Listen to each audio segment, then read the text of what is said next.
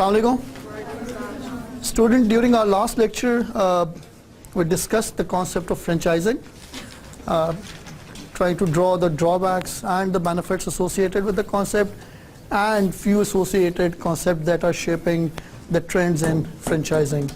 Can anybody tell me what franchising is? What is franchising? How do you define it? You take franchise, they take franchise. Sorry. Franchiser giving an established business as a franchise.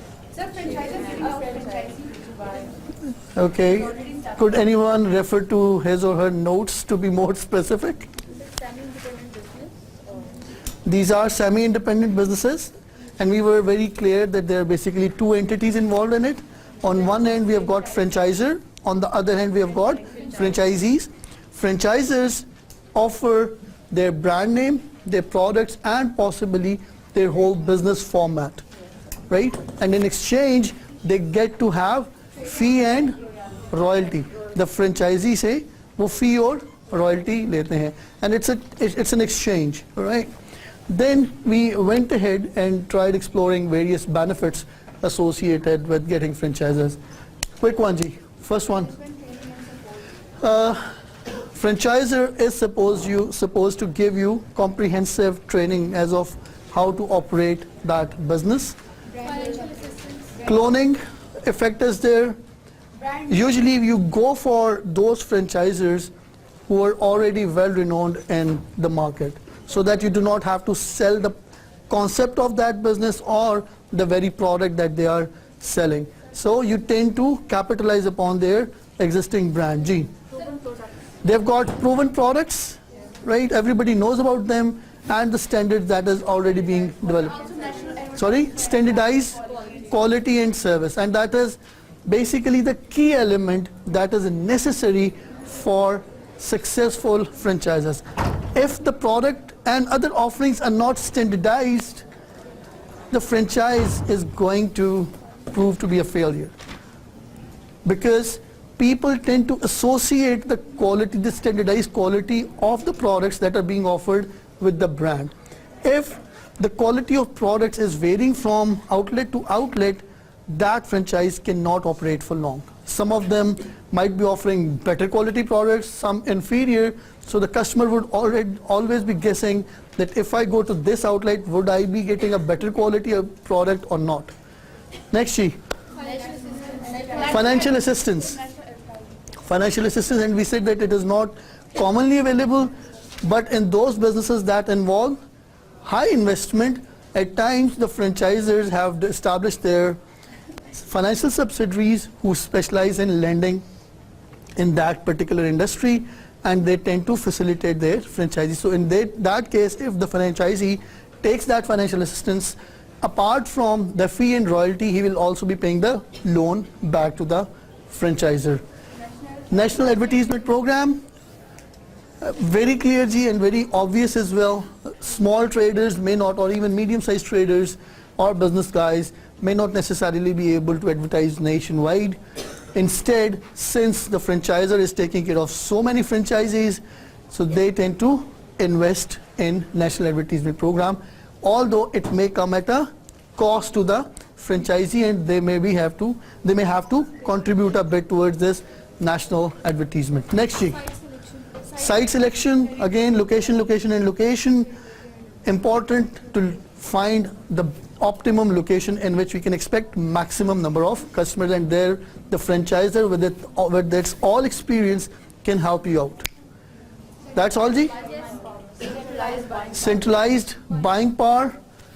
Again, franchisor is buying for all of the franchisees. So if it is even getting the production done, it's not getting it done for one or two outlets.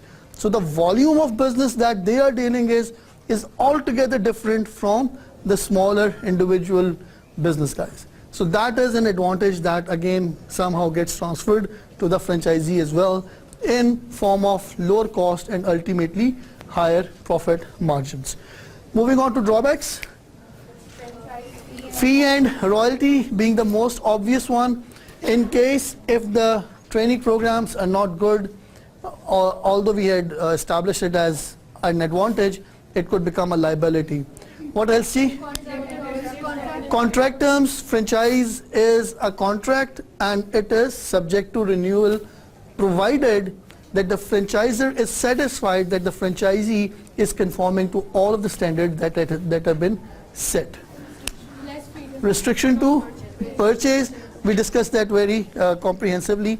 You may not be able to buy the merchandise or the products that are related to run those franchisees as per your own intention, although you may be able to locate suppliers who are ready to give you those supplies at much cheaper rate. You may have to adhere to the franchisor's instruction that you have to buy from these vendors or the product of these brands. Market saturation could be a challenge, particularly when you are restricted not to expand product line on your own. So all you can do is that keep selling or keep trying to sell the same products. Although the competition, which is let's say they're not franchises, they are open to experiment. They are open to introduce new products according to the local taste.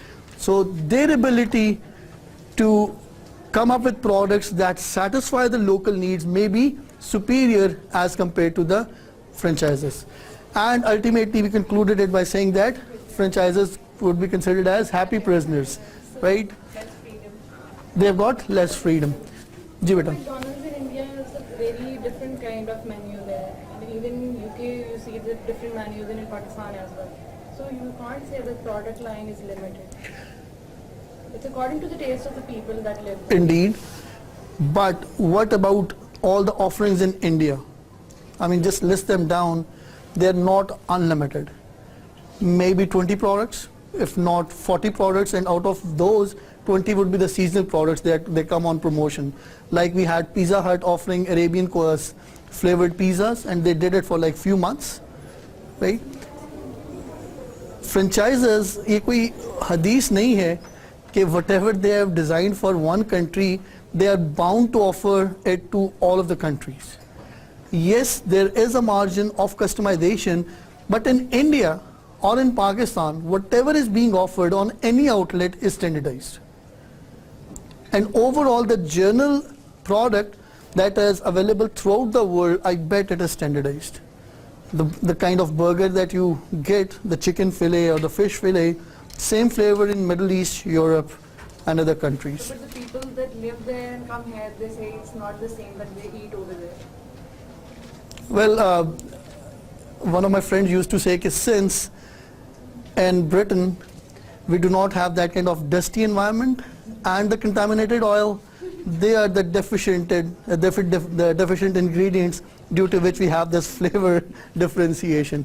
Otherwise, the ingredients are similar. That's the basic essence of franchising. If you remove that from franchising ka model khatam ho jata, right? Then we discussed few trends as well.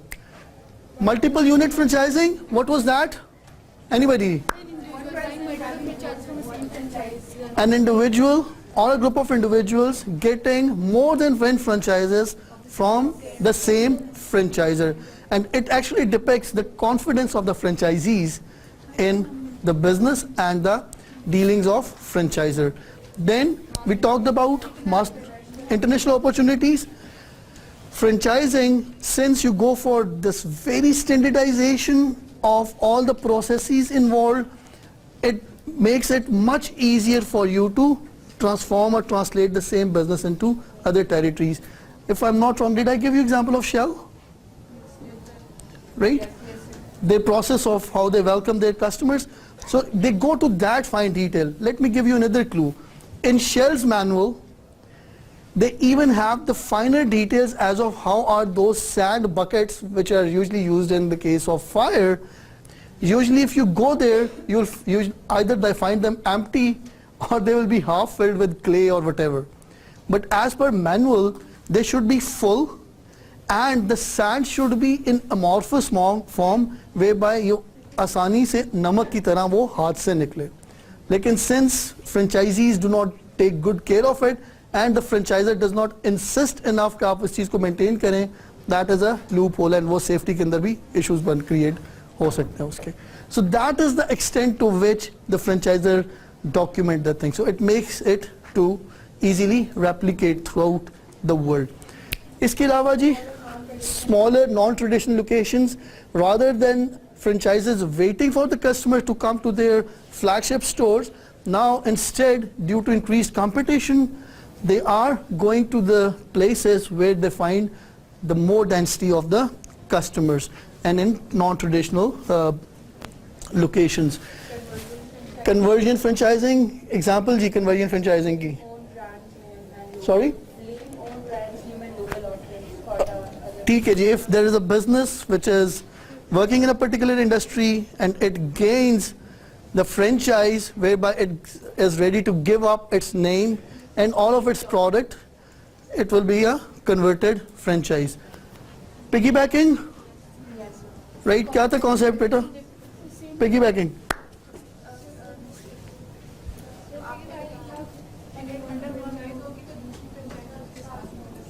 Usually, there would be two businesses, different, separate, not complementary, not in direct competition. You cannot expect Bata and Service to go for piggybacking, right? Leather Point and Dinosaur. Okay, good. Sorry? To give further franchises on behalf of the original franchisor. Okay, now there are a few myths that surround franchising. We need to go through them as well. First of all, franchising is the safest way to go into business because franchises never fail. Do you agree? No. Why? Sir वो जैसा बताया था कि आपके कोई ने 6 million का licence लिया था और वो तो उसका process है ना. That's the process.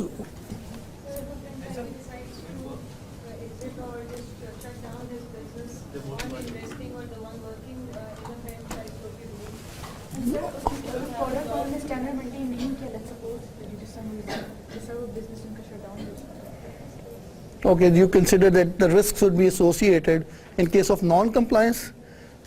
Or G? Franchises have got a better chance of success, but there is no absolute guarantee that it is going to be successful. Right? I can, let me give you an example, a real life example. Jamie Oliver, anybody familiar with this name? He's a chef, British chef. So he started this, when his kid went to school, he actually realized that the lunch that was being offered to the kids at school in Britain, they were junk food basically. Deeply fried chicken, sausages and stuff like that. So since he was a chef and a renowned one, he started this campaign to ensure that the students were being offered healthy lunches.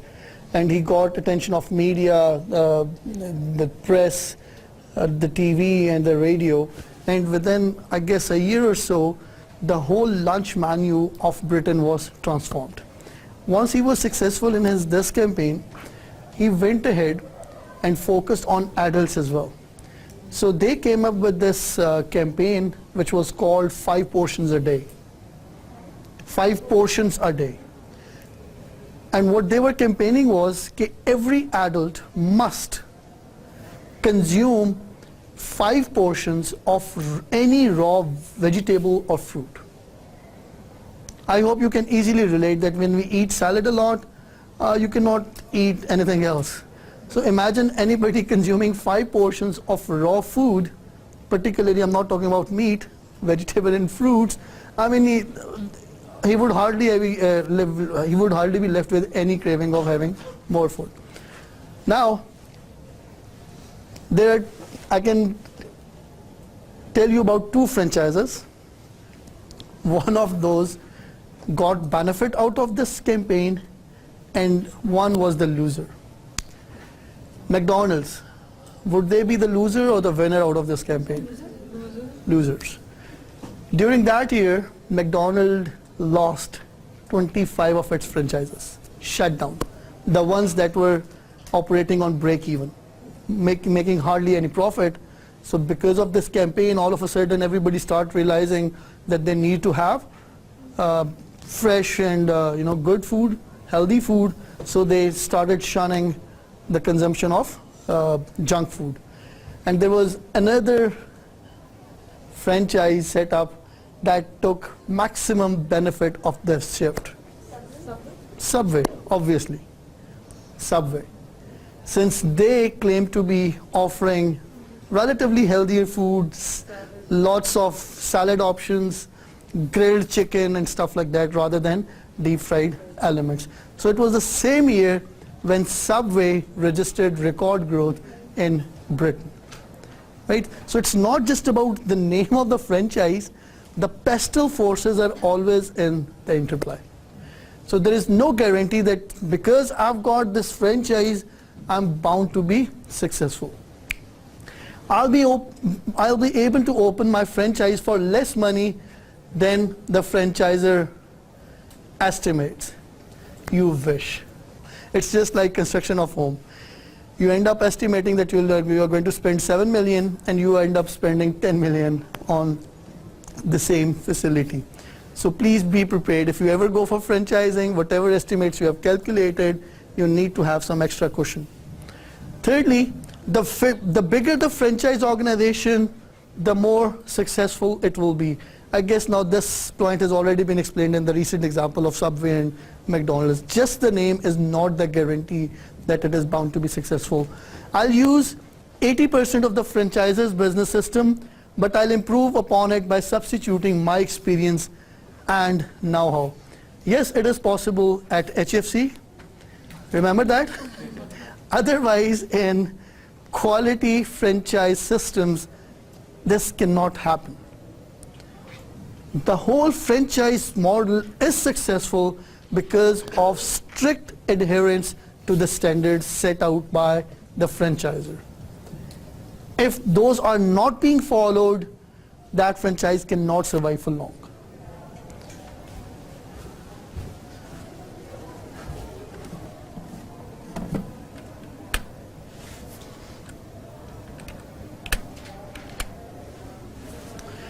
All franchises are the same? Not really. Just like the ordinary business vary from industry to industry, city to city, so would be the case of franchises. Running a food franchise would be altogether different from running, let's say, a shoe franchise or clothing franchise. I don't have to be a hands-on manager. I can be an absentee owner and still be very successful. Since I've paid out 7 million or 10 million and my staff has been trained, so I do not need to be there at my franchise all the times. It should be my employees taking care of it. No. Ideally, you should be taking care of the franchise, because unless you supervise it, it's not a guarantee that all of your employees will take care of that franchise the way you would. So a very keen supervision is needed, even if you're going for a franchise. In case of pure or plain entrepreneurship, the business guys would usually be there all the time, 24 hours a day, or at least in the working hours. But in case of franchise, even in that case, it is expected that the owner needs to be there. Anyone can be satisfied, successful franchise owner. Maske laga ke I can satisfy the franchisor and the customers, although I can try to be whatever I feel like and I can run the way things I like. Is tarah possible nahi. Franchising is the cheapest way to get into business for yourself. In fact, it is the dearer way to get into business. The franchisor will solve my business problems for me. After all, that's why I pay on an ongoing royalty and fee. Kyun ji, is it franchisors' responsibility to solve all of your business problems? No. Not all of them. The ones that are technical, that are related to the product, or the software, or the management, yes, they can be helpful, the franchisors, but the micro issues and the day-to-day management is the responsibility of the franchisee. So he needs to step up and be able to manage those things. If he doesn't do that, things can slip out of hand. Once I open my franchise, I'll be able to run things the way I want to. Now, this is a misconception if anyone carries it before going into franchise setup. Now, it is interesting to note though that usually we come across the very popular franchises, but there are so many franchise organizations who are not that successful yet. Since there is a tendency to get related to franchise models, there are so many organizations who may not be that successful, but they try to tempt people into their web. So how do we detect dishonest franchisors? First of all, while the negotiation is going on between the franchisor and franchisee, the franchisor claims that the contract is standard, no need to read it. Forget franchising. In your real life, if anybody suggests you that there is no need to read the contract, you must read the contract. You must, right? There's a possibility that once you have signed it, there is no going back then. If there is marginally successful prototype or no prototype, right? If somebody has got this conceptualization done in form of documentation that we are planning to open the franchise setup and we would like you to be the first of our franchisees, that may not necessarily be a great idea, because the advantages we हम लोगों ने discuss किए हैं, we were talking about established businesses, known products. So if that element is missing, there is no reason to commit your fee and royalty to somebody. If the operation manual is poorly prepared, I've just given you two details of Shell's operating manual. Imagine the kind of finer details they have gone to.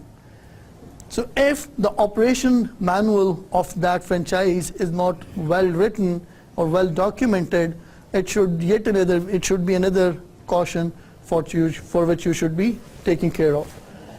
If the franchisor promises of future earning with no documentation,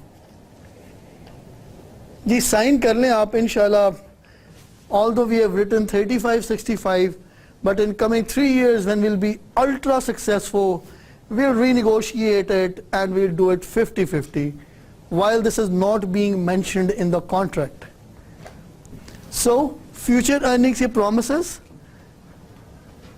No, unless they are written down. High franchisee turnover or termination rate. Islamabad Hotel used to be Holiday Inn, if you could recall. Not anymore. For the past many years, I guess 7-8 years, Holiday Inn has taken back the usage of the brand of Holiday Inn from Islamabad Hotel. The franchise was terminated. If there is unusual amount of litigation by franchisees, अगर franchisees ने extraordinary उसको अदालतों के अंदर चक्कर लगवा रहे हैं franchisor के, that should be yet another reason to be cautious. If the franchisor attempts to discourage your attorney from evaluating the contract before signing it, again, the same element, no written documentation. If it is a high pressure sale, Mahad, What is a high pressure sale? No idea? अगर आप बहुत ज़्यादा pressure डालेंगे, आप ले रहे हैं, आप ले रहे हैं, I can try to. If it is a get rich quick scheme promising huge profits with minimal input, there has to be a balance between the resources that are being employed and the benefits that are anticipated. If the equation does not make sense, ये आपके लिए caution के लिए ज़रूरी होना चाहिए आपका, it should be able to raise your attention. Reluctance to provide a list of existing franchisees, or the one who is not enjoying good relation with the franchisees. He would not like you to get in touch with those franchisees ताकि उसकी deal खराब ना हो. Last but not the least, evasive, vague answers to your questions.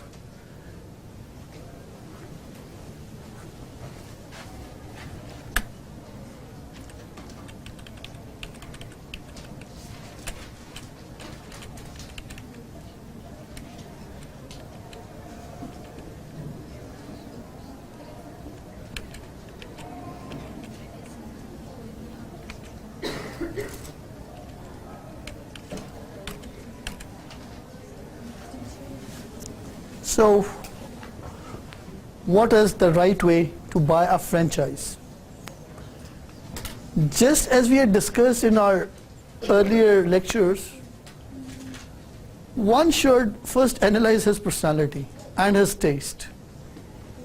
Not everybody can do all the businesses.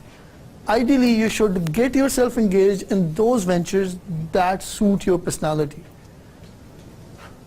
Right? So first thing is evaluating your own self. Okay, what kind of businesses you wish to be in. So that should actually help you exclude the other options rather than since I've got 10 million rupees in my pocket, so I will start any franchise that is available to me. That may not necessarily be a great approach. First, you should look for the options that are suitable to your own taste and personality. Being able to identify कि यार ये franchisor अच्छा है और ये franchisor मुझे suit नहीं करता, that is one end of the argument. इसका ये मतलब नहीं है कि you need not to research your own market. You need to have this feeling that if that franchise is introduced in that locality, it will get business. Right? Opening Gloria Jeans in Fateh Jang. Not a good idea. Is it a good idea? Yes, the franchisor is there, a reliable one. The products are great. Lekin, how many customers would we get in Talagang or Fateh Jang? None. I'm not going to say none. Yes, there is always a segment of curious customers. Check to kare hai kya isme. Yet, it is important that you research your market. Thirdly, consider your franchise options. So if you have decided that I want to go into this kind of this industry, usme kitne franchising ke options available? And then you need to evaluate all of them. For instance, telecom के case में if I've decided कि I want to open a telecom franchise, I need to evaluate कि मुझे मोबाइलिंग ज़्यादा suitable है, Zong suitable है या Ufone suitable. And talk to existing franchisees. Now this could be very important. The people who are already into that relation, running those operations which you are aspiring to do, can give you insight that otherwise may not be perceivable for you or understandable for you. So candid discussion with these people can be very helpful. Ask the franchisor some tough questions. Profit share. In case of loss, who is responsible? If inventory is not good, it's not satisfactory for the customers. And then after going through this process, make your choice and commit your resources for that option. क्यों Bilal? Clear? Good.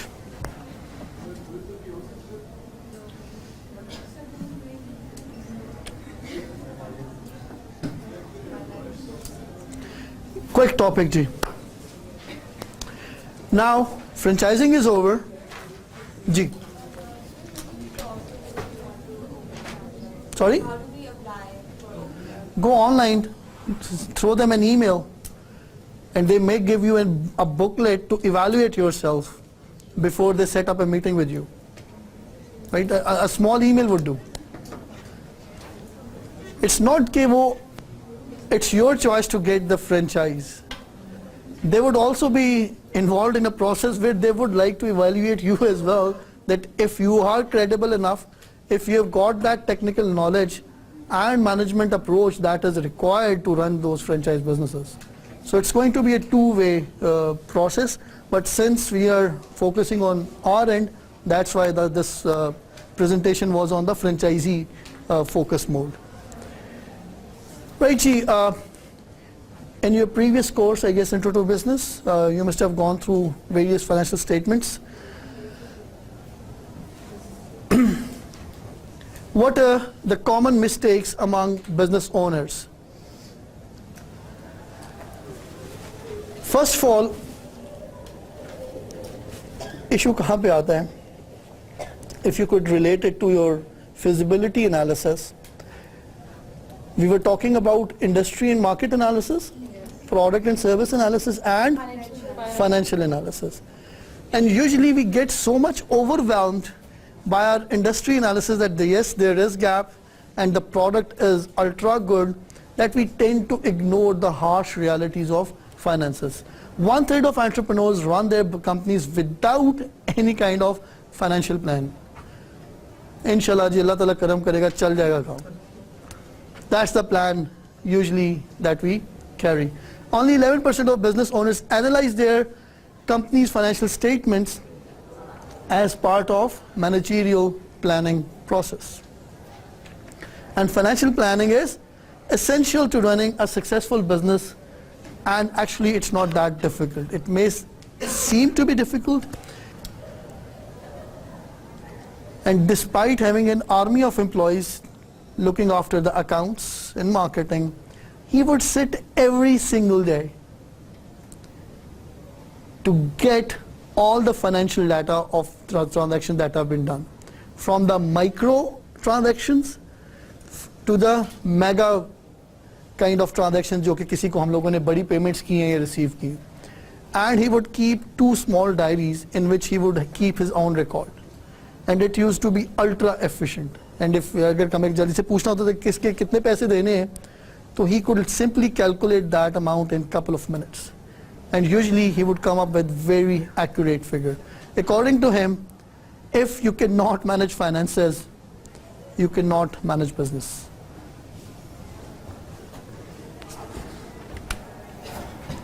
Right, Ji, I'm sure it's going to be a repeat telecast for you.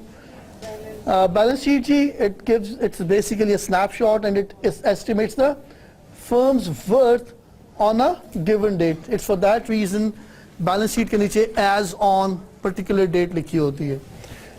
It is based upon accounting equation, that is assets equal liability plus capital. Assets would be the items of value owned or controlled by the business that contribute towards generating revenue. Liability are the financial obligations or debts of the business and include claims that creditors may have. And capital would be the equity that includes initial and ongoing capital investments made by the owners and retained earnings. Retained earnings क्या होती है? This would be the part of the profit that you reinvest in the business.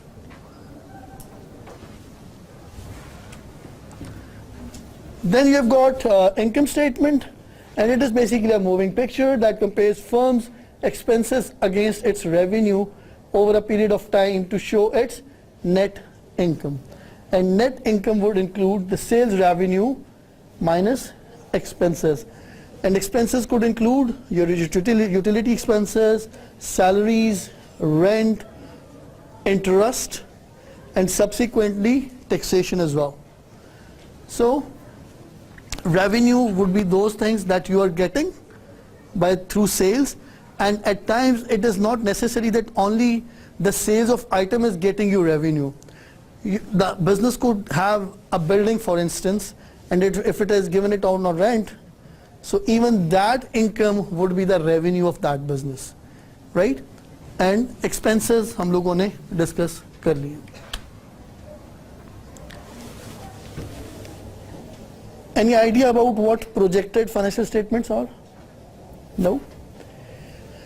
In order to grab attention of banks to get financing or the investors, what entrepreneurs tend to do is that they come up with pro forma financial statements, whereby they try to estimate what their profit and loss statement would look like, or what their balance sheet would look like.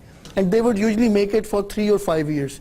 And it is basically made on assumptions, right? So, इसमें मसला क्या होता है? Now there are 3 ways to make it simple. If I was to estimate, let's say we have started manufacturing these ball pens and we are looking for some financing. So one guess could be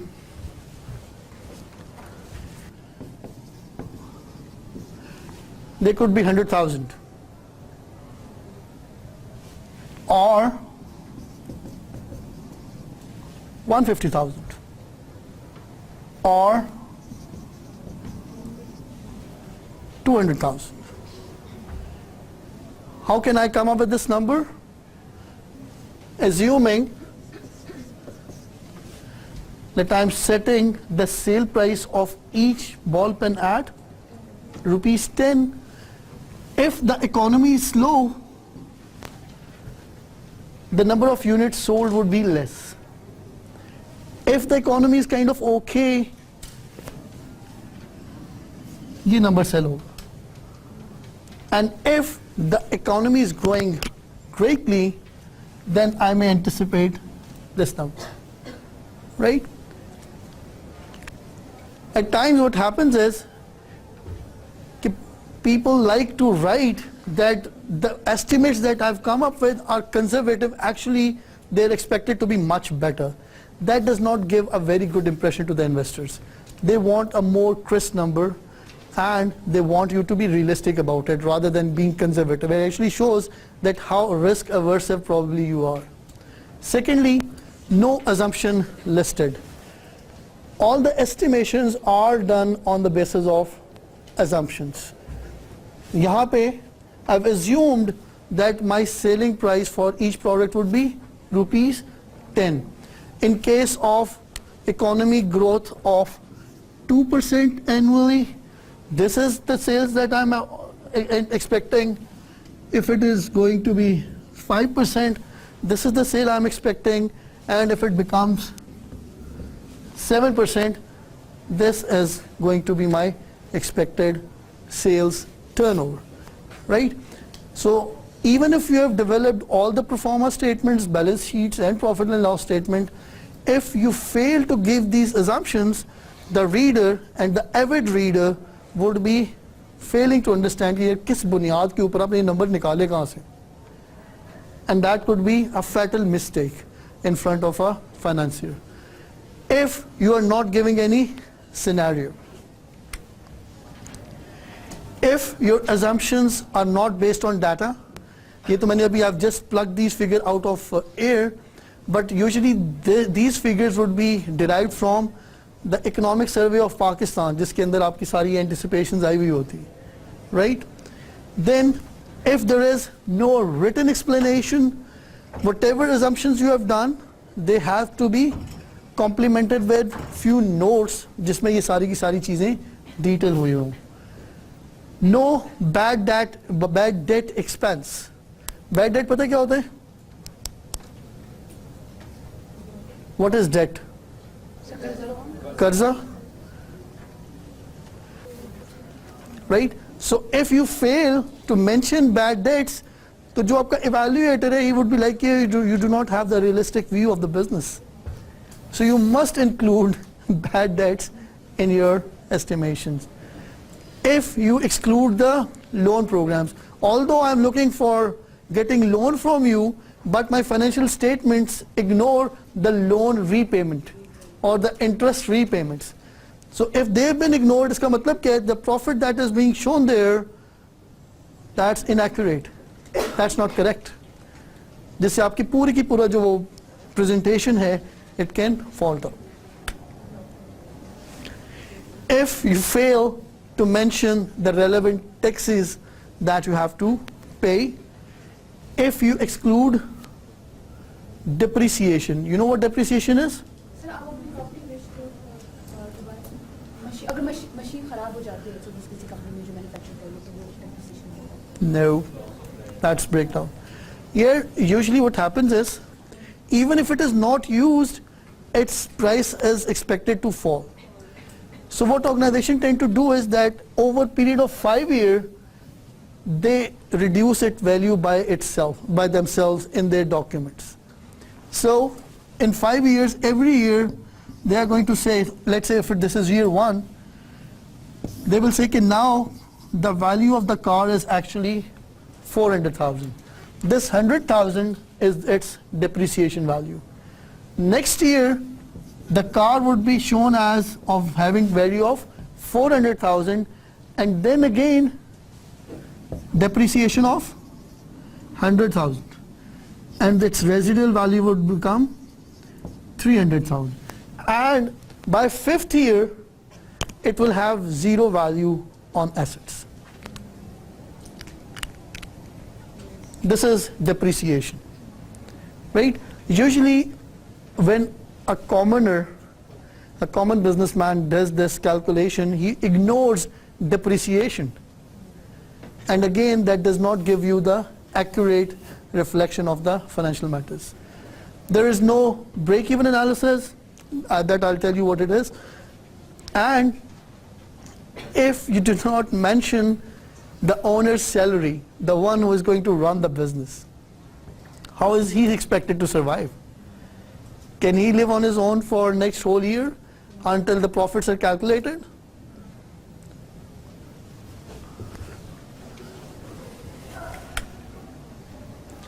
Right, break-even analysis is basically the break-even point of operation at which business neither earns a profit nor incurs loss.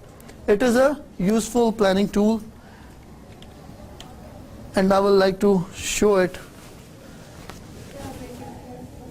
मैं बता देता हूँ. Break even would be the point कि when it is achieved in dollar terms of sales or rupee sales, at that point the business would neither be making any profit nor incurring any loss. बिल्कुल जिसने खर्चे पूरे हो जाते हैं ना, revenues or expenses. अब this line shows your fixed expenses. Fixed expenses क्या होते हैं? Rent. Even if I do not sell a single unit, if I have rented the factory facility, that I have to pay, right? But there are few things that are variable. These ones. Let's say if I make 10 units of these ball pens and the plastic costs me 2 rupees per unit. So if I increase the production, the plastic consumption would increase, and accordingly the expense for that material would increase. If I increase the production, the consumption of ink would increase according to the number of units that are being produced. So they are basically variable costs. If I vary the production, it would either go up, or if I reduce the production, it would go down. So fixed expenses are the ones that I cannot change.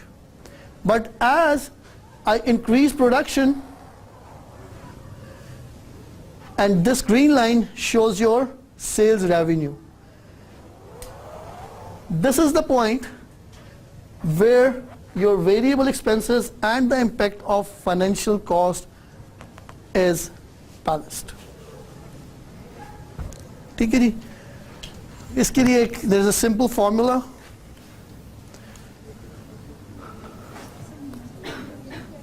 First of all, you determine the expenses and you classify them in fixed cost or as variable cost.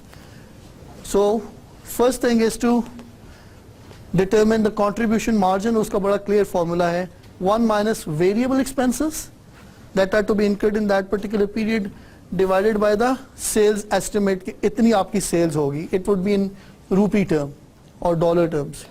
Once that is done, the break-even point in rupee or the currency unit, total fixed cost divided by contribution margin would give you the amount of rupee sales that you have to achieve in order to get to break-even point. And that, my friends, concludes our today's talk. Thank you, sir. Thank you very much.